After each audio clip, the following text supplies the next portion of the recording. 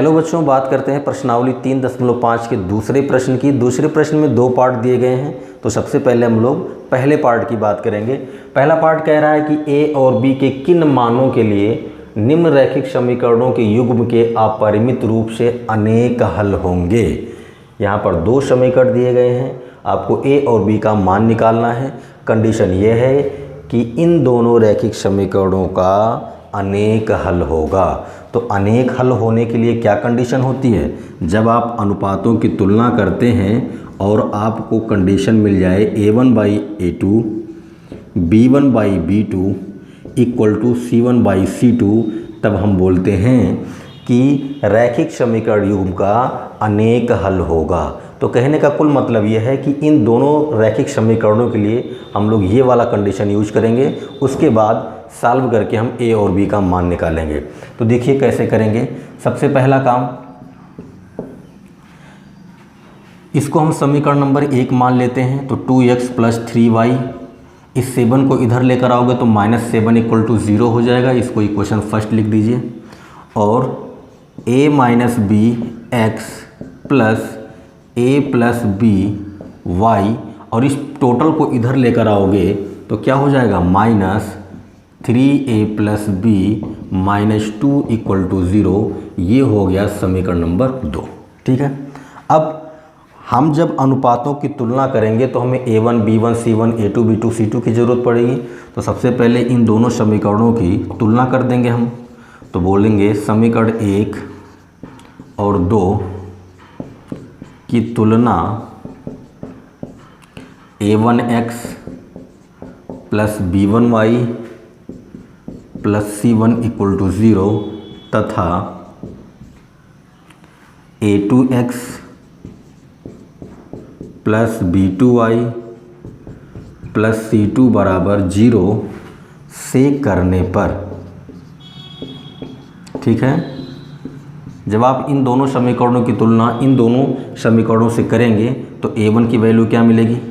a1 की value मिल जाएगी 2, b1 की वैल्यू क्या मिलेगी? b1 की वैल्यू मिल जाएगी 3, c1 की वैल्यू क्या मिलेगी? c1 की वैल्यू मिल जाएगी -7, a2 की वैल्यू क्या मिलेगी? a2 की वैल्यू मिल जाएगी a - b, b2 की वैल्यू क्या मिलेगी? a + b, और c2 की वैल्यू क्या मिल जाएगी? -3a + b - 2। ठीक है, ये हो गया। अब बोलेंगे अनेक हल के लिए। अनेक हल के लिए क्या कंडीशन होती है? a1/a2 = b1/b2 = c1/c2। ठीक है, तो वैल्यू रख दीजिए। जब यहाँ से आप वैल्यू रखेंगे तो a1 की वैल्यू कितनी है? 2, तो ये हो गया 2/a2 की वैल्यू कितनी है? a - b, तो ये हो गया = b1 की वैल्यू कितनी है? 3, तो 3/ क्या हो जाएगा? a + b = c1 की वैल्यू कितनी है? -7/, c2 की वैल्यू कितनी है? -3a + b - 2। ओके, ये माइनस से ये माइनस कैंसिल हो जाएगा, प्लस हो जाएगा। अब क्या करेंगे? अब एक बार इसको इक्वल कर दीजिए और एक बार इसको इक्वल कर दीजिए। 2 समीकरण बनेंगे, वहाँ से हम लोग हल कर लेंगे और हमें a और b का मान मिल जाए। बोलेंगे अब 2/a - b = 3/a + b। इसको और इसको बराबर कर दिया। अब तिरछा गुणा कर लीजिए। तो 2 का a + b में गुणा होगा तो ये हो जाएगा 2a + 2b = 3 का a - b में गुणा होगा तो ये हो जाएगा 3a - 3b। ठीक है, देखिए 2a और 2b को उधर शिफ्ट कर दीजिए तो क्या हो जाएगा? 3a पहले से है, 2a पहुंचेगा तो -2a हो जाएगा। क्यों? क्योंकि इधर प्लस है, उधर जाके माइनस हो जाएगा। -3b पहले से है और ये +2b है, उधर जाएगा तो -2b हो जाएगा। और जब ये दोनों टर्म उधर चले गए तो इधर 0 बचेगा। बात समझ में आई? 3a - 2a मतलब कितना? a, और 3 और 2 5, यानी -5b = 0। यहाँ से आप बोलोगे a = कितना? 5b। तो a बराबर कितना है? 5b। अब इसको और इसको बराबर कर देंगे तो कर दीजिए। बोलेंगे तथा 3/a a plus b equal to 7/3a plus b -2। Okay, तिरछा गुणा हो जाएगा, 3 का 3a में गुणा होगा 9a, 3 का b में गुणा होगा 3b, 3 दूना 6 -6 बराबर 7a धन 7b।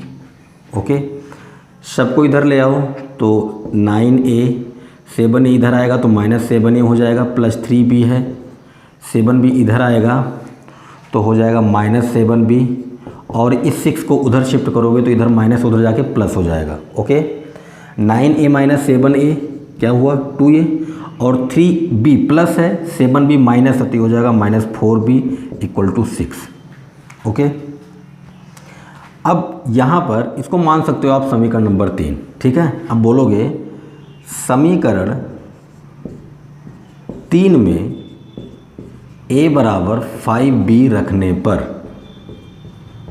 a बराबर 5b रखने पर a की वैल्यू कितनी निकाले थे 5b, तो रख देते हैं। तो ये हो जाएगा 2 इंटू a की प्लेस पर कितना 5b, तो ये हो गया 5b -4b इक्वल टू कितना 6। 5 दूना 10b -4b इक्वल टू 6, तो ये हो गया 6b, 10 में से 4 निकल गया, 6 बचेगा बराबर 6। यहाँ से ये गया कट, यहाँ से आपको मिल जाएगा b बराबर कितना 1। अगर b बराबर 1 मिल गया है तो b का मान यहाँ पर रखोगे, बोलोगे इसलिए a इक्वल टू 5 इंटू 1 मतलब कितना a बराबर 5। ठीक है, तो a का मान कितना होगा 5 होगा और b का मान 1 होगा। ओके प्यारे बच्चों, अब बात करते हैं दूसरे पार्ट की। दूसरे पार्ट में कह रहा है कि k के किस मान के लिए समीकरणों का कोई हल नहीं है। यहाँ पर हमें 2 समीकरण दिए गए हैं, हमें k का मान निकालना है। कंडीशन ये है कि इन दोनों समीकरणों का कोई हल नहीं होगा। जब समीकरणों का कोई हल नहीं होता है तब कौन सी कंडीशन हम लोग यूज करते हैं। आपको याद होगा जब आप अनुपातों की तुलना करते थे और आपको a1/a2 equal to b1/b2 is not equal to c1/c2 मिलता था, तो आप कहते थे कि इस दशा में रैखिक समीकरण युग्म का कोई हल नहीं होगा। क्यों? क्योंकि जब भी आप समीकरणों का ग्राफ खींचेंगे तो दोनों रेखाएं क्या होंगी समांतर होंगी। तो अब इस वाले पार्ट में हम लोग ये वाला कंडीशन यूज करेंगे। पहले पार्ट में हम लोगों ने क्या किया था, पहले पार्ट में हम लोगों ने a1/a2 equal to b1/b2 equal to c1/c2 वाला कंडीशन यूज किया था। क्यों? क्योंकि वहाँ पर अनेक हल वाली कंडीशन थी और यहाँ पर कोई हल नहीं है। ठीक है, तो कोई हल नहीं है के लिए ये वाला यूज करेंगे।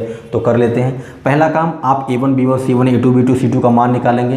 तो देखो इस 1 को इधर लेकर आओगे तो ये -1 हो जाएगा इक्वल टू 0, इसको आप समीकरण नंबर 1 मान सकते हो। इस टोटल को इधर लेकर आओगे तो ये हो जाएगा -2k + 1 इक्वल टू 0, इसको आप समीकरण नंबर 2 मान लीजिए। ठीक है, अब हम लोग क्या करेंगे, अब हम लोग समीकरण 1 और 2 की तुलना a1x plus b1y plus c1 equal to 0 तथा a2x plus b2y plus c2 equal to 0 से करने पर, ठीक है, कर दीजिए। जब आप इस वाले समीकरण की तुलना इस वाले समीकरण से करेंगे तो आपको मिलेगा a1 बराबर 3, b1 बराबर क्या मिलेगा, b1 बराबर देखो यहाँ y के पास कुछ नहीं तो 1, c1 बराबर क्या मिलेगा, c1 बराबर मिल जाएगा आपको -1। ओके, ऐसे ही a2 बराबर क्या मिलेगा, a2 बराबर देख लो, a2 बराबर मिलेगा आपको 2k - 1, b2 बराबर क्या मिलेगा, b2 बराबर मिल जाएगा k - 1 और c2 बराबर आपको मिलेगा -2k + 1। ओके, यहाँ से बोलोगे जब समीकरणों का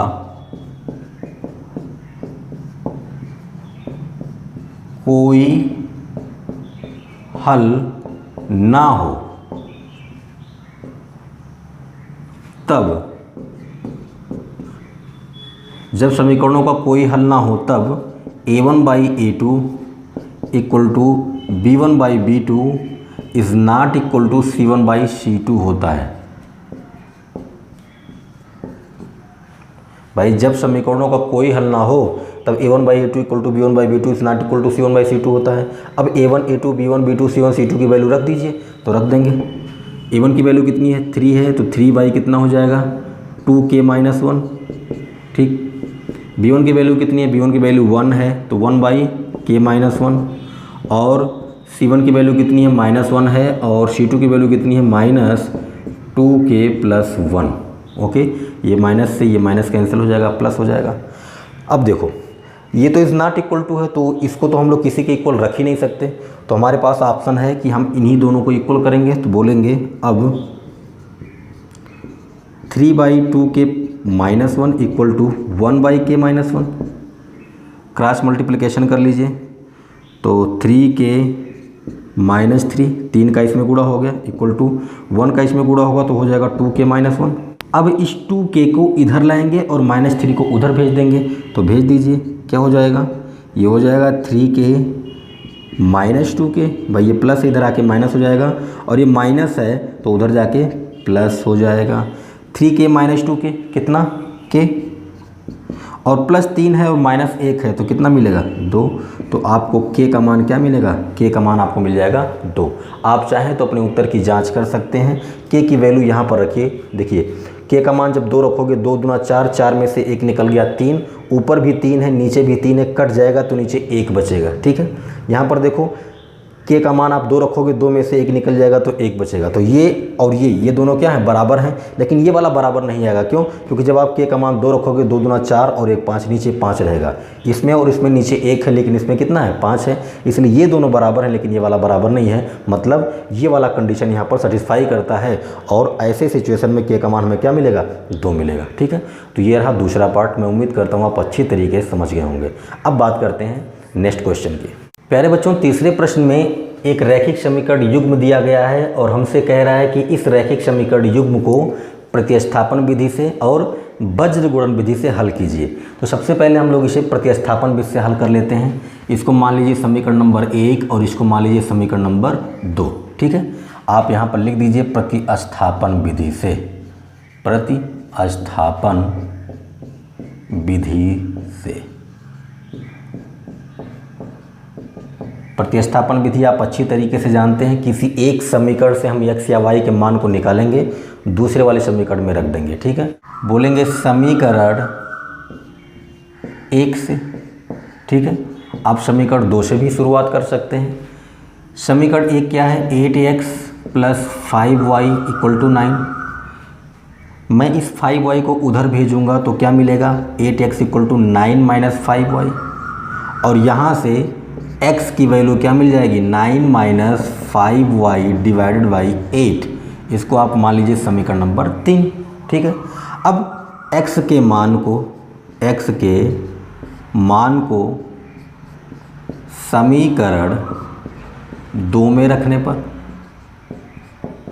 भाई समीकरण 1 से आपने x का मान निकाल लिया ना, तो अब समीकरण 2 में रख दो, तो x की जगह पर ये वाली वैल्यू रखेंगे, तो देखो 3 × x की वैल्यू कितनी है 9 - 5y अपॉन कितना 8, ठीक, + 2y = कितना 4। तो इस 3 का हो जाएगा अंदर गुणा, तो 3 9 हो गया 27 - 3 × 5 = 15y / 8 धन 2y, कुछ नहीं है बटे, तो 1 हो जाएगा बराबर 4। अब यहाँ से देखिए 8 और 1 का हो जाएगा एलसीएम 8, तिरछा गुणा कर दीजिए तो हो जाएगा 27 - 15y + 16y, ठीक, = 4 हो जाएगा 27 + y। भाई 16 में से 15 निकल जाएगा, और इस 8 का 4 में गुणा हो गया तो ये हो गया 8 चौक 32। 27 को उधर भेज देंगे तो y बराबर हो जाएगा 32 - 27, और यहाँ से आपको मिल गया y बराबर कितना 5। तो y का मान तो हमें मिल गया। अब हम x का मान निकालेंगे, तो y के मान को समीकरण 3 में रख दीजिए। बोलेंगे y के मान को समीकरण 3 में रखने पर, ज़रूरी नहीं है कि समीकरण 3 में रखें, समीकरण 1 में 2 में 3 में कहीं भी रख सकते हैं। तो रख दीजिए x बराबर 9 - 5 गुणे y का मान कितना निकाले हो 5, तो यहाँ हो गया 5 / 8, तो ये हो गया 5 × 5 = 25, तो 9 - 25 बटे कितना 8, और यहाँ से कितना मिलेगा आपको, यहाँ से मिल जाएगा -16/8। 25 में से 9 निकलेगा तो कितना आएगा 16, लेकिन 25 माइनस है तो माइनस लग जाएगा, 8 दूनी 16।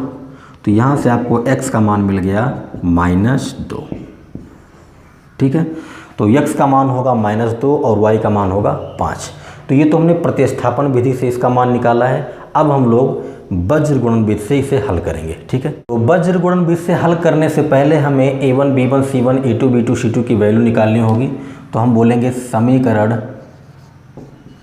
1 और 2 की तुलना a1x plus b1y plus c1 बराबर 0 तथा a2x plus b2y plus c2 बराबर 0 से करने पर, ठीक है, कर दीजिए।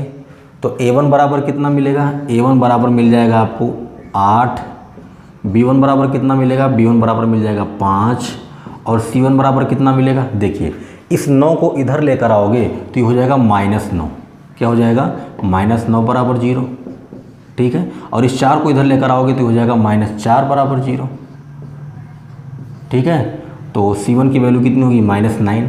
ऐसे ही a2 की वैल्यू निकालिए, a2 इक्वल टू कितना हो जाएगा 3, b2 इक्वल टू कितना हो जाएगा 2 एंड c2 इक्वल टू कितना हो जाएगा -4। ओके, अब लगाएंगे हम वज्र गुणन विधि। वज्र गुणन विधि, ठीक है। वज्र गुणन विधि के लिए हम लोग क्या करते हैं, सिंपल x लिखते हैं, y लिखते हैं और 1 लिखते हैं।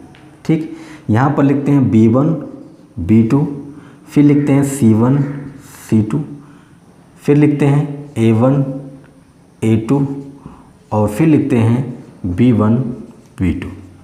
यही तो लिखते हैं। b1 की वैल्यू कितनी है 5 है, b2 की वैल्यू 2 है, तो यहाँ पर हो जाएगा 5, यहाँ पर हो जाएगा 2। ओके, c1 की वैल्यू कितनी है, c1 की वैल्यू -9 है, c2 की वैल्यू -4 है।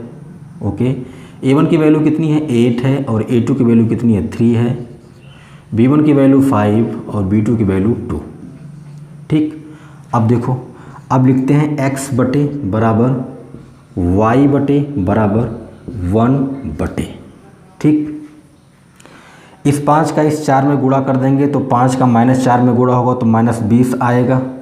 ठीक, और इस 2 का इस 9 में गुणा करेंगे तो आएगा -18, लेकिन चूंकि तीर ऊपर की ओर है तो यहाँ माइनस लग जाएगा, मैंने आपको बताया था। फिर इस -9 का इस 3 में गुणा होगा तो -27 हो गया, और इस 4 का इस 8 में गुणा होगा तो -4 का 8 में गुणा करोगे तो -32 आएगा। चूँकि तीर ऊपर की ओर है तो माइनस लग जाएगा। ऐसे ही 60 का 2 में गुणा होगा तो 8 दूना 16 हो गया, और 3 का 5 में गुणा करोगे 3 बचे 15 हो जाएगा। तीर ऊपर की ओर था इसलिए माइनस लगा दिया। अब थोड़ा सॉल्व कर लेते हैं इसे। माइनस माइनस प्लस, ये +18 ये -20, तो यहाँ पर बचेगा -2। ठीक, इक्वल टू y अपॉन ये माइनस प्लस हो गया तो +32 -27, तो यहाँ पर बचेगा 5। ठीक, और 1 बटे ये 16 - 15 कितना बचेगा 1। तो एक बार इसको बराबर कर दीजिए, एक बार इसको बराबर कर दीजिए, तो लिख दीजिए। बोलेंगे अब x/-2 इक्वल टू 1/1 से, तो यहाँ से आपको मिल जाएगा x बराबर -2, इस -2 का 1 में गुणा हो जाएगा। ठीक, तथा y/5 इक्वल टू 1/1 से, एक बार इसको बराबर किया, एक बार इसको बराबर किया, तो यहाँ से मिल जाएगा आपको y इक्वल टू कितना 5, इस 5 का 1 में मल्टीप्लाई हो जाएगा। तो वज्र गुणन विधि से भी इन दोनों रैखिक समीकरणों का हल क्या मिला है, x बराबर -2 और y बराबर 5। तो प्यारे बच्चों, मैं उम्मीद करता हूँ कि आपको सारी बातें अच्छी तरीके से समझ में आ गई होंगी। वीडियो कैसा लगा कमेंट करके ज़रूर बताएं, क्योंकि आप कमेंट से हमें मोटिवेशन मिलती है और वीडियो बनाने की। वीडियो को लाइक कर दीजिए, जितना हो सके उतना शेयर कीजिए, और अगर आप चैनल पर नए हैं तो प्लीज़ चैनल को सब्सक्राइब कीजिए, घंटे वाले बटन को दबा दीजिए और ऑल पर क्लिक कर दीजिए, ताकि जैसे मैं कोई वीडियो अपलोड करूं उसकी सूचना आपको तुरंत मिल जाए। अगर ये वीडियो आप फेसबुक पर देख रहे हैं तो द स्टडी जोन पेज को फॉलो कीजिए और वीडियो को लाइक कीजिए। मिलते हैं नेक्स्ट वीडियो में, अपना ख्याल रखें, थैंक यू।